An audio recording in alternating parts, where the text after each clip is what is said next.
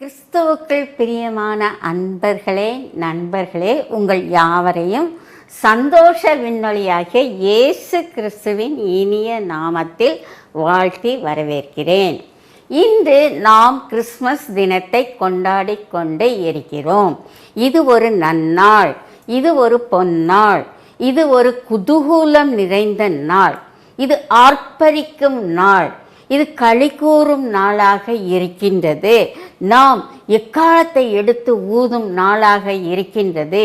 ஏனென்றால் இயேசு கிறிஸ்து நமக்காக, நம் பாவங்களுக்காக, நம் அக்கிரமங்களுக்காக இந்த உலகத்தில் மனிதனாக அவதரித்த நாளாக இருக்கின்றது.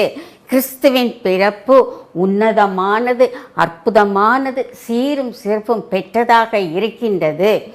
உலக வரலாற்றில் பொன் எழுத்துக்களால் பொறிக்கப்பட்ட ஒரே நாள் கிறிஸ்மஸ் தினமாகும்.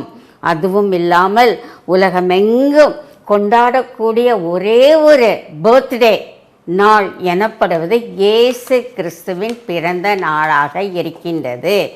இன்று நாம் ஒரு அரிய, மிக சிறப்பான, எழுப்புதலான, உயிர் ஊட்டம் கொடுக்கக்கூடிய ஒரு தேவ செய்தியை கேட்க இருக்கிறோம். ஆம், அந்த தேவ செய்தியின் தலைப்பு என்னவென்றால் மேக்னிஃபிசன்ட் ஆஃப் கிறிஸ்மஸ், கிறிஸ்துமஸின் சிறப்பு. இந்த கிறிஸ்மஸ் தினத்தின் அன்று இயேசு கிறிஸ்து ஒளியாக பிறந்தார். Yes, light is born. இயேசு கிறிஸ்து ஒளியாக பிறந்தார். Salvation is born. ரட்சிப்பு பிறந்தது. Joy is born. சந்தோஷம் பிறந்தது. இந்த 3 சப்டைட்டில்ஸ் மூலம் நாம் கிறிஸ்மஸ் எவ்வாறு கொண்டாடுகிறோம் என்பதை பற்றி பார்க்கலாம். இயேசு கிறிஸ்து நானே உலகத்திற்கு ஒளியாக இருக்கிறேன் என்று கூறினார். அவர் கூறியபடியே ஒளியாக இவ்வுலகத்தில் பிறந்தார். தீர்க்க தரிசனம் நிறைவேறத்தக்கதாக இயேசு கிறிஸ்து இவ்வுலகத்தில் ஒரு நட்சத்திரமாக, ஒரு ரட்சிப்பின் நட்சத்திரமாக, நம்பிக்கையின் நட்சத்திரமாக, பெத்லகேம் நட்சத்திரமாக பிறந்தார். இதை ஒரு தீர்க்கதரிசி, பிலேயாம் என்ற தீர்க்கதரிசி தேவ ஆவியுடன் தீர்க்க தரிசனத்தை கூறியுள்ளார். அந்த வசனத்தை நான் இப்பொழுது உங்களுக்கு வாசிக்கப் போகிறேன். எண்ணாகமம் 24:17. ஒரு நட்சத்திரம் யாக்கோபிலிருந்து உதிக்கும், ஒரு செங்கோல் இஸ்ரவேலிலிருந்து எழும்பும். இந்த வசனம் என்ன கூறுகிறது என்றால், யாக்கோபு என்ற வம்சத்திலிருந்து இயேசு கிறிஸ்து ஒளியாக பிறப்பார் என்று கூறப்பட்டிருக்கிறது. இஸ்ரவேல் என்ற சந்ததியிலிருந்து இயேசு கிறிஸ்து ஒரு ராஜாவாக பிறப்பார். அவர் மாட்டுக்கொட்டிலில் ஏழையாக பிறந்தார் என்றாலும் சாஸ்திரிகள் என்ன சொன்னார்கள்? யூதருக்கு ராஜாவாக பிறந்தவர் எங்கே என்று கேட்டுக்கொண்டு வந்தார்கள். யூதருக்கு ராஜாவாக மட்டுமல்ல, அண்ட சராசரங்களுக்கு அவர் ராஜாவாக பிறந்திருக்கிறார். ஒளி பிறந்தது. பல வசனங்கள் நான் உங்களுக்கு கோடிட்டு காட்ட முடியும். சிமியோன் என்ற ஒரு வயதானவன் எருசலேம் தேவாலயத்துக்கு சென்று இயேசு பாலகனை கையில் ஏந்தி கொண்டு இவ்வாறு கூறுகிறார்: புறஜாதிகளுக்கு பிரகாசிப்பிக்கிற ஒளியாகவும் உம்முடைய ஜனமாகிய இஸ்ரவேலுக்கு மகிமையாய் பிறந்தார் என்று கூறப்பட்டிருக்கிறது. பிரஜாதிகளுக்கு பிரகாசிப்பிக்கிற ஒளியாக பிறந்தார். அவர் அருணோதயமாக பிறந்தார் என்று மற்றொரு வசனம் கூறுகிறது. அருணோதயம் என்றால் என்ன? அருணோதயம் என்றால் ரைசிங் சன், உதய சூரியன். அந்தகாரத்தில் இருக்கும் மக்களுக்கும், இருளில் உட்கார்ந்திருக்கிற மக்களுக்கும் அருணோதயமாக உதயசூரியனாக இயேசு கிறிஸ்து இவ்வுலகத்தில் பிறந்தார் என்று வசனம் கூறுகிறது. மல்கியா 4:2 என்ன கூறுகிறது? கர்த்தருக்கு பயந்தவர்கள் மேல் நீதியின் சூரியனாக உதித்தார். வெளிப்படுத்தின விசேஷம் 22:16 என்ன கூறுகிறது? இயேசு கிறிஸ்து பிரகாசமான விடிவெளி நட்சத்திரமாக இவ்வுலகத்தில் பிறந்தார் என்று கூறப்பட்டிருக்கிறது. அவர் ஒரு நட்சத்திரமாக பிறந்தார். இயேசு கிறிஸ்து பிறந்த பொழுது அவருடைய நட்சத்திரம் வானத்தில் தோன்றினது. சாஸ்திரிகள் பார்த்தார்கள். அவர்கள் வந்து சொன்னார்கள், அவர் நட்சத்திரத்தை கண்டு, இயேசு கிறிஸ்துவின் நட்சத்திரத்தை கண்டு நாங்கள் அவரை பணிந்து கொள்ள வந்தோம் என்று கூறினார்கள். இயேசு கிறிஸ்து நமக்காக ஒளியாக பிறந்தார். நம்மை பிரகாசிப்பிக்கிற ஒளியாக பிறந்தார். நம் பாவங்களை நீக்கும் ஒளியாக பிறந்தார். ரட்சிப்பின் ஒளியாக பிறந்தார். சுகம் கொடுக்கும் ஒளியாக பிறந்தார். நம்மை தூய்மைப்படுத்தும் ஒளியாக பிறந்தார். ஜீவனை கொடுக்கும் ஒளியாக பிறந்தார். வசனம் கூறுகின்றது, ஆம், அவர் நம்மை பிரகாசிப்பிக்கிற ஒளியாக பிறந்தார். இதைத்தான் யோவான் 1:9 கூறப்பட்டிருக்கிறது. உலகத்திலே வந்த எந்த மனுஷனையும் பிரகாசிக்கிற ஒளியே அந்த ஒளி என்று கூறப்பட்டிருக்கிறது. ஆம், நம்மை பிரகாசிப்பிக்கிறதுக்காகவே வந்தார். நாம் பாவம் என்று இருளில் இருக்கும் பொழுது இயேசுவின் ஒளி பிரகாசிக்கத்தக்கதாக அவர் இவ்வுலகத்தில் பிறந்தார். மரண இருள் என்ற அந்தகாரத்தில் இருக்கும் நம் மீது அவர் அருணோதயமாக பிரகாசிப்பிக்க வந்த ஒளியாக இருக்கிறார். சரித்திரம் கூறுகிறது, இருண்ட காலம் என்று ஒரு காலம் இருந்தது. அதாவது இயேசு கிறிஸ்து பிறந்து 5வது நூற்றாண்டிலிருந்து 14வது நூற்றாண்டு வரைக்கும் இருண்ட காலம், டார்க் ஏஜ் என்று கூறப்பட்டிருக்கிறது. ஏனென்றால் அந்த காலத்தில் அறிவு மனிதனுக்கு வளரவில்லை, கல்வி பின்னடைவில் இருந்தது, கலாச்சாரம் ஒன்றில்லாமல் குன்றி போய் இருந்தது, மூட நம்பிக்கை அதிகமாக இருந்தது, சமுதாய தீமைகள் அதிகமாக இருந்தது. எப்பொழுது? இருண்ட காலத்தில். சமுதாய தீமைகள் எனப்படுவது உடன்கட்டை ஏறுதல், சிசு கொலை மற்றும் சைல்ட் லேபர், சிறுவர்களுக்கு திருமணம் செய்து வைத்தல், கொலை கொள்ளை போன்ற பயங்கரமான தீமைகள் நிறைந்த காலம்தான் இருண்ட காலம். 14வது நூற்றாண்டில் மிஷனரிமார்கள் அநேகர் எழும்பினார்கள், உலகமெங்கும் சென்றார்கள். இயேசுவின் ஒளியை அந்த இருண்ட பகுதிக்கு கொடுத்தார்கள், வேதத்தை கொடுத்தார்கள், இயேசுவின் பிறப்பின் நற்செய்தியை கொடுத்தார்கள். அதன் மூலம் மூட நம்பிக்கை தீமை எல்லாம் தகர்த்தெறியப்பட்டது. எங்கெல்லாம் சென்றார்களோ அங்கு ஸ்கூல்ஸ், காலேஜஸ், யூனிவர்சிட்டி கட்டினார்கள். மக்கள் படித்தார்கள், வேதத்தை வாசித்தார்கள், இயேசுவின் ஒளியில் நடக்க ஆரம்பித்தார்கள். மார்ட்டின் லூத்தர் அதே காலத்தில் சமூக சீர்திருத்தத்தை கொண்டு வந்தது மட்டுமல்லாமல் சபை சீர்திருத்தத்தை கொண்டு வந்தார். அந்த காலத்தில் பாவ மன்னிப்பு சீட்டு விற்கப்பட்டது. அதாவது ஒருவன் பொய் சொல்ல வேண்டுமென்றால் 10 ரூபாய் கொடுத்து சீட்டு வாங்கினால் அவன் பொய் சொல்லலாம். ஒருவன் கொலை செய்ய வேண்டுமென்றால் 100 ரூபாய் பாவச்சீட்டு வாங்கி கொண்டு கொலை செய்யலாம் என்ற ஒரு தீய நம்பிக்கை மக்களிடையே பரப்பி வந்தார்கள். அது வேதத்துக்கு விரோதமானது. மார்ட்டின் லூத்தர் எழும்பினார். விசுவாசத்தினாலே நீதிமான் பிழைப்பான் என்று கூறினார். பாவ மன்னிப்பு ஒரு ஈவு, இயேசு கிறிஸ்து பாவ மன்னிப்பை ஈவாக நமக்கு கொடுத்திருக்கிறார் என்று கூறினார். இயேசு கிறிஸ்துவின் ஒளி சகல மூட நம்பிக்கையும் தீய பழக்கத்தையும் அழித்து போட்டது.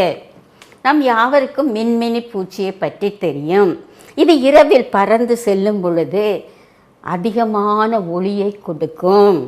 ஆம், மின்மினி பூச்சி இரவில் பறக்கும் பொழுது ஒரு ஃப்ளாரசன்ட் லேம்ப் மாதிரி இருக்கும்.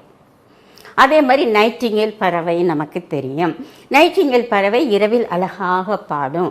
அதன் கூட்டில் அநேக குஞ்சுகள் இருக்கும். இந்த நைட்டிங்கேல் பறவை என்ன செய்யுமாம், என் குஞ்சுகள் சந்தோஷமாக இருக்க வேண்டும், அதற்கு ஒளி தேவை என்று கூறி மின்மினி பூச்சிகளை பிடித்து அந்த கூட்டுக்குள் அடைக்குமாம். அந்த மின்மினி பூச்சியின் ஒளியின் மூலம் குஞ்சுகள் சந்தோஷமாக ஆடி பாடி இருக்குமாம். இதே போல இந்த கிறிஸ்மஸ் காலத்தில் குடில் போடுவது மிகவும் பிரதான காரியமாக இருக்கக்கூடாது. நமக்கு தேவை இயேசுவின் ஒளி. இயேசுவின் ஒளி நமக்குள் ஊடுருவி செல்ல வேண்டும். அப்பொழுது நாம் செம்மையான வளமான பாதையில் நடக்கக்கூடியவர்களாக இருக்கின்றோம் என்பதை காணலாம். இயேசு கிறிஸ்து ஜீவனை கொடுக்கும் ஒளியாக பிறந்தார். இயேசு கிறிஸ்துக்கு ஜீவாதிபதி என்று பெயர். இதைத்தான் யோவான் 10:10 கூறப்பட்டிருக்கிறது. நான் அவர்களுக்கு ஜீவன் உண்டாக்கவும் பரிபூர்ணப்படவும் வந்தேன். இயேசு கிறிஸ்து ஜீவ அப்பம், ஜீவ தண்ணீர், ஜீவ ஊற்று, நமக்கு ஜீவ கிரீடம் கொடுப்பார். நானே வழியும் சத்தியமும் ஜீவனுமாயிருக்கிறேன் என்று கூறுகிறார். நானே உயிர்த்தெழுதலும் ஜீவனுமாயிருக்கிறேன் என்று கூறுகிறார். இயேசு கிறிஸ்துவின் ஒளி நமக்கு ஜீவனை கொடுக்கக்கூடியதாக இருக்கின்றது. அது நம்மை பாவத்தை சுத்திகரிக்கும் ஒளியாக இருக்கிறது. எப்படி ஒரு சூரிய ஒளி கிருமியின் மீது பட்டு கிருமி நாசினியாக இருக்கிறதோ, அதே போல நீதியின் சூரியனாகிய இயேசு கிறிஸ்து நமக்குள் வரும் பொழுது நம் பாவம் அகற்றப்படக்கூடும். இரண்டாவதாக, இந்த கிறிஸ்மஸ் தினத்தில் நாம் என்ன சிந்திக்க வேண்டும் என்றால், இரட்சகர் பிறந்தார். இயேசு கிறிஸ்து என்ற இரட்சகர் பிறந்தார். இதைத்தான் தீர்க்க தரிசனமும் கூறினது.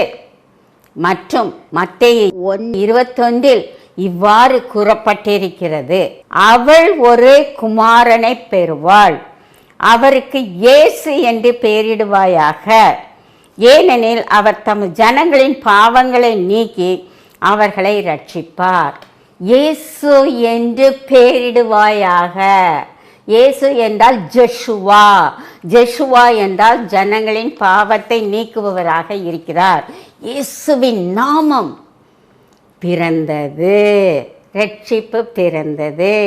இயேசுவின் நாமம் எல்லா நாமங்களிலும் பெரிய நாமமாக பிறந்தது. இயேசுவின் நாமம் எல்லாவற்றையும் கீழ்ப்படுத்துகிற நாமமாக பிறந்தது. ரட்சிப்பின் நாமம், பாவ மன்னிப்பின் நாமம். பிசாசுகள் இயேசுவின் நாமத்தை கேட்டு அலறி ஓடக்கூடிய நாமமாக இருந்தது. அந்த நாமத்துடன் இயேசு கிறிஸ்து கிறிஸ்மஸ் தினத்தன்று பிறந்தார். அதுவும் இல்லாமல் நாம் இயேசு கிறிஸ்துவின் நாமத்தில் எதை கேட்கிறோமோ அதை நமக்கு அருளி செய்யக்கூடிய நாமமாக இருக்கின்றது. உங்களுக்கு ஒன்று தெரியுமா? விந்தையிலும் விந்தை, அற்புதத்திலும் அற்புதம், மகிமையிலும் மகிமை என்ன? சிருஷ்டிப்பின் கர்த்தர் சிருஷ்டியாக பிறந்தார். அண்ட சராசரங்களை படைத்தவர் மனித சாயலானார். ராஜாதி ராஜா, ரோம அரச குடிமகனாக பாலகனாக பிறந்தார். கர்த்தாதி கர்த்தர், ராஜாதி ராஜா, வெறுமையாக்கப்பட்டு விண்ணில்களிலிருந்து வந்து அவர் பிறந்தார். அவர் மாம்சமானார். அவர் மனித சாயலில் பிறந்தார் என்று வேதத்தில் நாம் வாசிக்கிறோம். சர்வ ஞானி, சர்வ வியாபி, முன்னணியிலே கிடத்தப்பட்ட பாலகனாக பிறந்தார்.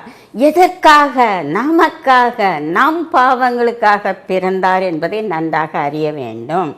ஆம், இயேசு கிறிஸ்து நமக்கு ஒளியாக பிறந்தார் என்று பார்த்தோம். இயேசு கிறிஸ்து நமக்கு இரட்சகராக பிறந்தார் என்று பார்த்தோம். மூன்றாவதாக, இயேசு கிறிஸ்து ஒரு சந்தோஷ கொடுக்கும் விண்ணொளியாக பிறந்தார். ஆம், இதைத்தான் லூக்கா 2:10 கூறப்பட்டிருக்கிறது. இதோ உலக ஜனத்துக்கு எல்லாருக்கும் நான் ஒரு மிகுந்த சந்தோஷத்தை அளிக்கும் செய்தியை அறிவிக்கிறேன். என்று கர்த்தராகிய கிறிஸ்து என்னும் இரட்சகர் உங்களுக்காக தாவீதின் ஊரிலே பிறந்திருக்கிறார் என்று தேவதூதன் சொன்னான். ஆம், சந்தோஷம் கொடுப்பதற்காகவே அவர் நமக்கு பிறந்திருக்கிறார். இந்த கிறிஸ்மஸ் காலங்களில் நாம் மிகவும் சந்தோஷமாக இருக்கிறோம். அந்த சந்தோஷத்தை எப்படி பெற்றுக்கொள்வோம் என்று பார்க்கலாமா? உலக பிரகாரமான கிறிஸ்மஸ் கொண்டாடுகிறோமா, ஆவிக்குரிய கிறிஸ்மஸ் கொண்டாடுகிறோமா என்று முதலாவதாக நாம் பார்க்க வேண்டும்.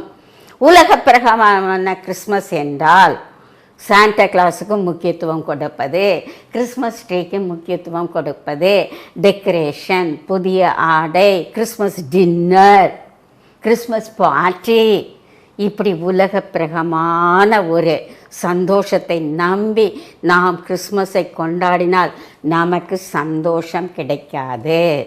நாம் வெறுமையாக இருப்போம். ஆவிக்குரிய கிறிஸ்மஸ் கொண்டாட வேண்டும். ஆவிக்குரிய கிறிஸ்மஸ் எனப்படுவது என்ன? நாம் சாஸ்திரிகள் போல பணிவுடன் நாம் ஆலயத்துக்கு சென்று பணிந்து குனிந்து முழங்கால் படிட்டு சாஷ்டாகமாய் இயேசுவின் பாதத்தில் விழ வேண்டும். மேலும் மேய்ப்பர்கள் போல கிறிஸ்துவின் நற்செய்தியை உலகமெங்கும் பரப்ப வேண்டும்.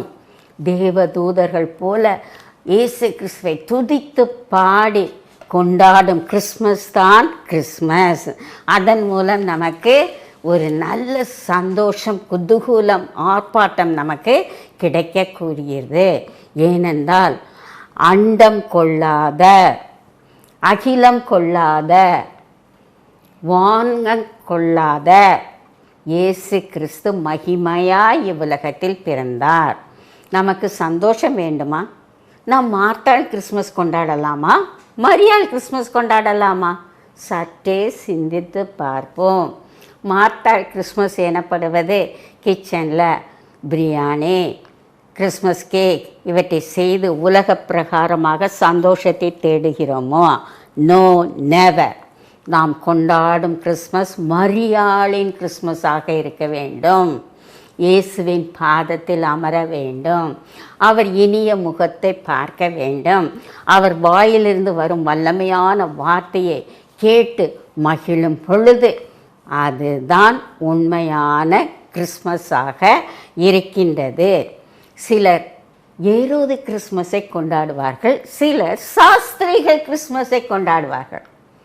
ஏரோது கிறிஸ்மஸ் எனப்படுவது ஏகபோக சந்தோஷத்தில் அரண்மனையில் பாட்டியில் இருந்து கொண்டு ஒரு காழ்ப்புணர்ச்சியுடன், ஒரு பெருமையுடன் மனதை கல்லாக்கி கொண்டு ஏழை எளியவர்களை பார்க்காத கிறிஸ்மஸ் தான் ஏரோது கிறிஸ்மஸ். நம்மை சுற்றிலும் நலிந்தவர்கள், நொம்பலப்பட்டோர், ஒடுக்கப்பட்டோர் இருக்கிறார்கள். அவர்களுக்காக நாம் கிறிஸ்மஸ் கொண்டாட வேண்டும். நமக்குள்ளதை அவர்களுக்கு பகிர்ந்து கொடுக்க வேண்டும். அவ்வாறு செய்யும் பொழுது அது ஒரு உண்மையான சந்தோஷம் நிரம்பிய கிறிஸ்மஸாக இருக்கும். தேவ தூதர்களைப் போல ஆடிப்பாடி நாம் என்ன செய்ய வேண்டும்? கேரல் ரவுண்ட்ஸ் போக வேண்டும், கேரல் சர்வீஸ் நடத்த வேண்டும், ஏழைகள் மத்திக்கு செல்ல வேண்டும், அவர்கள் தேவைகளை சந்திக்க வேண்டும். இலவசமாய் நாம் பெற்றோம், இலவசமாய் மற்றவர்களுக்கு கொடுக்க வேண்டுமா? இதைத்தான் நாம் செய்யக்கூடியவர்களாக இருக்கிறோம். இந்த கிறிஸ்மஸ் தினத்தில் ஏதேன் தோட்டத்தில் முதலாம் ஆதாம் எதையெல்லாம் இழந்தானோ அதை இயேசு கிறிஸ்து நமக்கு அவர் பிறந்த தினத்தில் நமக்கு அச்சாரமாக கொடுத்தார். அங்கே ஏதேன் தோட்டத்தில் என்னத்தை இழந்தான்? தேவ சாயலை, தேவ மகிமையை, சுதந்திரத்தை, ஆளும் தன்மையை, சுகத்தை, சமாதானத்தை எல்லாவற்றையும் இழந்து அவன் இருந்தான். இழப்பின் நிலையில் இருந்தான். அதை திரும்ப நமக்கு கொடுத்தவர் இயேசு கிறிஸ்து. அவருடைய பிறப்பின் மூலம் நமக்கு இவை எல்லாவற்றையும் திரும்ப கொடுக்கக்கூடியவராக இருக்கிறார்.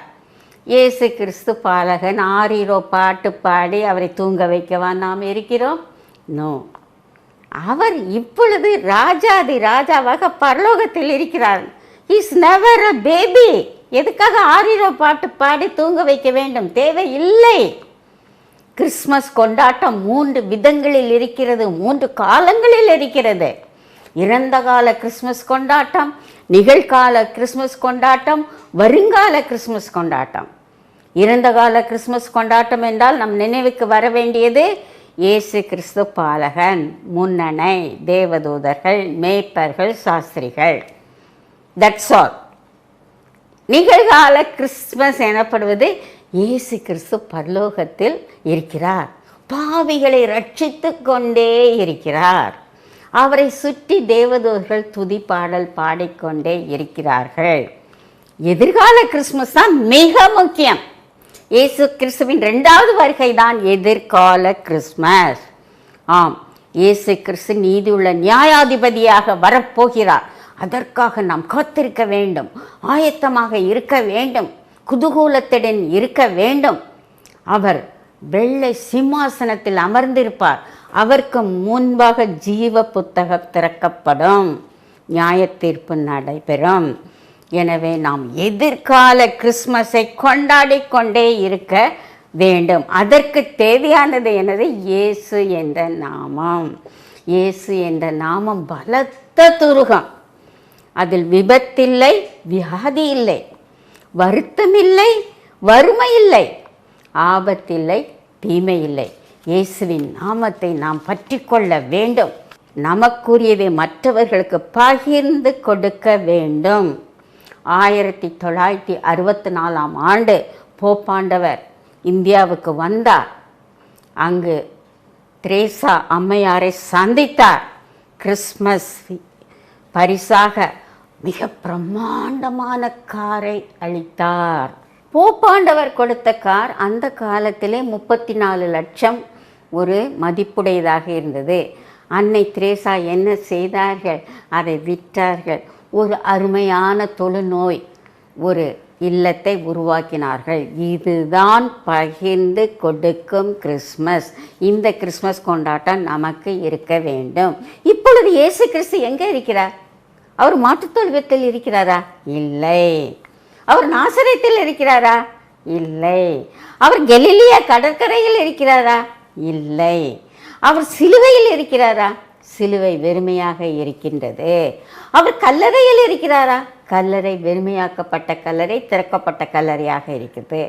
அவர் ராஜாதி ராஜாவாக உலகத்தில் வந்து மீண்டும் பரலோகத்திற்கு சென்றிருக்கிறார். நம்மை அழைக்க திரும்ப வருவார். அவர் என்ன கூறுகிறார் தெரியுமா? என் மகளே, என் மகனே, நான் கிறிஸ்மஸ் ஊழியத்தை செய்ய வந்தேன், அதை முடித்துவிட்டு வந்துவிட்டேன். அந்த ஊழியத்தை நீங்கள் செய்ய வேண்டும் என்று கூறுகிறார். இயேசு கிறிஸ்துவின் கிறிஸ்மஸ் ஊழியம் என்ன? இழந்து போனதை அவர் தேடினார். நாமும் இழந்து போன ஆத்துமாக்களை தேடி இயேசு கிறிஸ்துவின் நற்செய்தியை கூற வேண்டும், பிறப்பின் நற்செய்தியை கூற வேண்டும். இருதயம் நொறுங்குண்டவர்களின் காயங்களை கட்ட வேண்டும். பாவத்தினால் சாத்தானினால் சிறைப்பட்டவர்களை சிறையிலிருந்து மீட்டெடுத்து இயேசு என்ற நாமத்தை அவர்கள் கையில் கொடுக்க வேண்டும். கட்டுண்டவர்களின் கட்டுகளை நாம் கட்டவிழ்க்க வேண்டும். இதைத்தான் இயேசு கிறிஸ்து விரும்புகிறார். அவர் என்ன சொல்லுகிறார்? பசியாயிருப்பவர்களுக்கு உணவு கொடுங்கள், தாகமாயிருக்கிறவர்களுக்கு தாகத்தை தீருங்கள், உடையில்லாதவர்களுக்கு உடையை கொடுங்கள், வீடில்லாதவர்களுக்கு வீடை வசதி செய்து கொடுங்கள், சமாதானம் இல்லாதவர்களுக்கு எண்ணெயே கொடுங்கள். நான் சமாதானத்தின் பிரபுவாக பிறந்திருக்கிறேன், என்னை எடுத்துக்கொண்டு அவர்களிடம் கொடுங்கள், அவர்கள் வீட்டில் சமாதானம் அதிகமாக இருக்கும் என்று கூறுகிறார். எனவே இந்த கிறிஸ்மஸ் காலங்களில் நாம் நினைவில் கொள்ள வேண்டியது 3 குறிப்புகள் தான். ஒன்று, இயேசு கிறிஸ்து எனக்காக இந்த உலகத்தில் ஒளியாக பிறந்தார். நான் இயேசுவின் ஒளியில் இருக்கிறேன். என் முகம் இயேசுவின் முகம் போல பிரகாசமாக இருக்கின்றது. என் வீடு பரலோகம் போல பிரகாசமாக இருக்கின்றது. இயேசு கிறிஸ்து எனக்கு ரட்சிப்பை கொடுக்க இவ்வுலகத்தில் பிறந்தார். நான் பெற்ற இன்பத்தை மற்றவர்களும் பெற வேண்டும். ரட்சிக்கப்படாதவர்கள் நம்மை சுற்றிலும் இருக்கிறார்கள். அவர்களிடம் ஓடி போய் இயேசுவின் நற்செய்தி பயணத்தை சொல்ல வேண்டும். அவர் இவ்வுலகத்தில் பிறந்தது நமக்கு சந்தோஷத்தை கொடுக்க, சமாதானத்தை கொடுக்க பிறந்தார். அந்த சமாதானமும் சந்தோஷமும் இந்த கிறிஸ்மஸ் காலங்களில் நம்மோடு கூட இருக்க வேண்டும். எனவே இந்த 3 காரியங்களை ஞாபகத்தில் வைத்துக்கொண்டு நாம் கிறிஸ்மஸ் கொண்டாடலாமா? அன்பர்களே, நண்பர்களே, இப்பொழுது நாம் கண் மூடி ஜெபிக்கலாமா? கண்களை மூடி ஜெபிப்போம். எங்கள் அன்பின் பிதாவே, நீர் எங்களுக்கு ராஜாதி ராஜாவாக, தேவாதி தேவராக, கர்த்தாதி கர்த்தராக இருக்கிறீர் கர்த்தாவே. ஆம் கர்த்தாவே, நாங்கள் உம்முடைய கரத்தின் கிரியைகளாக இருக்கிறோம். நீர் சர்வ வல்லமை உடையவர். மண்ணாகிய எங்களை, தூசியும் தும்மயமாக இருக்கிற எங்களை நீர் எடுத்து அழகான ஒரு பாண்டமாக வனைந்து இந்த கிறிஸ்மஸ் காலங்களில் எங்களை சந்தோஷத்துடனும் மகிழ்ச்சியுடனும் களிப்புடனும் இருக்க செய்திருக்கிறீர் கர்த்தாவே. நீர் எங்கள் நிமித்தம் செய்த ஆசீர்வாதங்கள், அதிசயங்கள் அநேகமாய் இருக்கிறது. அவைகளை நாங்கள் விவரித்து சொல்ல வேண்டும் என்றால் அவை எண்ணிக்கைக்கு அடங்காமல் இருக்கின்றது கர்த்தாவே. எங்களுக்கு ஒரு நல்ல குடும்பத்தை கொடுத்திருக்கிறீர், நல்ல பிள்ளைகளை கொடுத்திருக்கிறீர், நல்ல வேலையை கொடுத்திருக்கிறீர், நல்ல வருமானத்தை கொடுத்திருக்கிறீர். அதுவும் இல்லாமல் இந்த கிறிஸ்மஸ் காலங்களில் நாங்கள் உமக்குள் சந்தோஷமாக இருப்பதற்காக இந்த உலக பிரகாரமான ஆசீர்வாதங்கள் அனைத்தையும் எங்களுக்கு கொடுத்திருக்கிறீர் கர்த்தாவே. ஆம் கர்த்தாவே, நாங்கள் உம்முடைய பிள்ளைகள், உம்மிடத்தில் வருகிறோம் கர்த்தாவே. நாங்கள் தேவதூதர்களைப் போல எப்பொழுதும் உம்மை துதித்து பாடிக்கொண்டே இருக்க வேண்டும் கர்த்தாவே. துதியின் சத்தம் எங்கள் வீடுகளிலிருந்து கேட்டுக்கொண்டே இருக்க வேண்டும். அதே போல் மேய்ப்பர்களைப் போல நாங்கள் விரைந்து சென்று உம்முடைய நற்செய்தியை மற்றவர்களுக்கு சொல்ல எங்களுக்கு ஒரு அருமையான கால்களை கொடுத்தருளும் கர்த்தாவே. சாஸ்திரிகளைப் போல நாங்கள் உம்மை தேடுகிறோம் கர்த்தாவே. நாங்கள் ஞானவான்கள். ஏனென்றால் நாங்கள் உம்மை தேடி அலைந்து உம்மை கண்டுபிடித்து எங்களையே உமக்கு அர்ப்பணிக்கிறோம். நீர் எங்களை ஏற்றுக்கொள்ளும், ஜீவ பலியாக ஏற்றுக்கொள்ளும். மீண்டும் இந்த கிறிஸ்மஸ் கால சந்தோஷத்திற்காக மீண்டும் மீண்டும் நாங்கள் கொடியான சோஸ்திரத்தை உங்களுக்கு ஏறடிக்கிறோம் கர்த்தாவே. வருஷத்தின் கடைசி பகுதியில் வந்திருக்கிறோம். நீதாமே எங்களோடு கூட இரும். இந்த வருஷத்தை முடிக்கக்கூடிய நல்ல ஆசீர்வாதத்தை கொடுத்துடலாம். அடுத்த வருஷம் நாங்கள் காலடி எடுத்து வரும் பொழுது நீர் எங்களோடு கூட இருந்து எங்களை அரவணைத்து பாதுகாத்து வழிகாட்டி நடக்க கிருபை புரியும். இயேசுவின் இன்ப நாமத்தில் வேண்டிக் கொள்கிறோம் கர்த்தாவே. ஆமென், ஆமென். I wish you all a Merry Christmas and a happy and prosperous New Year.